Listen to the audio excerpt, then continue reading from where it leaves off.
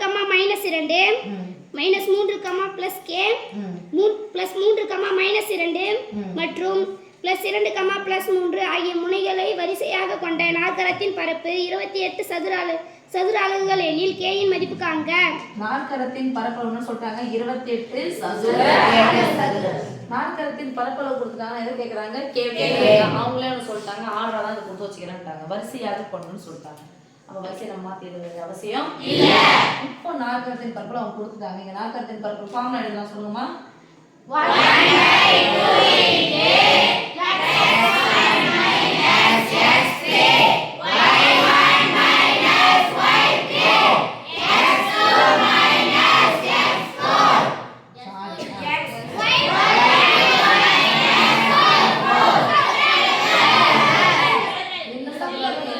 இந்த சதுராளுக்கு இந்த சதுராளுக்கு ஆயிடும்.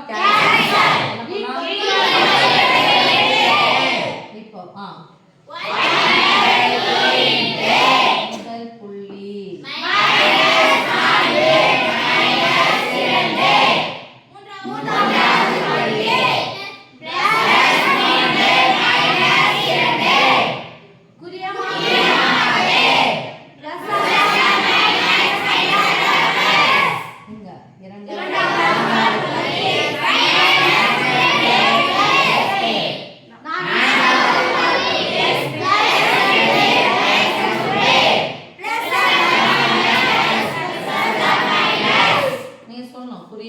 சொன்னா -2 ஓகேவா? ஈக்குவல் டு இப்போ சுருக்கலாமா 1/2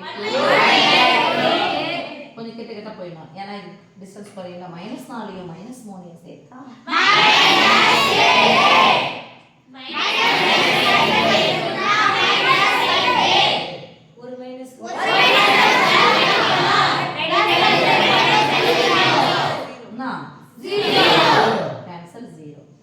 உறுப்புகளா வேறுபட்ட உறுப்புகளா?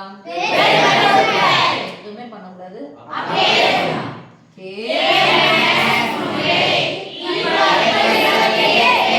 மேல இருந்து கீழே போயிருக்கணும். ஆனா எத்தனை உறுப்பு இருக்கு? 2 உறுப்பு இருக்கா? இந்த வகுத்துல இருக்கிற 2 நம்பருக்கு போனா நம்ம ஆயிடும் -7 இன்ட்டுக்கு ரெட்டப்பட -7 போனா 0 விட்டுலாமா? k உடைய மதிப்பு எனக்கு மைனஸ் இருக்கு, பிளஸ் வேணும். பரவாயில்ல, இருக்கட்டும். அந்த பிளஸ் 21 தானே பார்க்க போனா போலாம். 8 16க்கு 4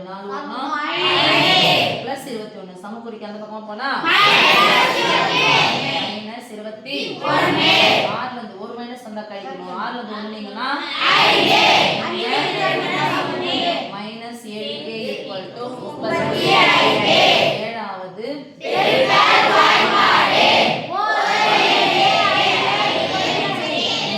-k வின் மதிப்பு +5 னா +k வின் மதிப்பு -5.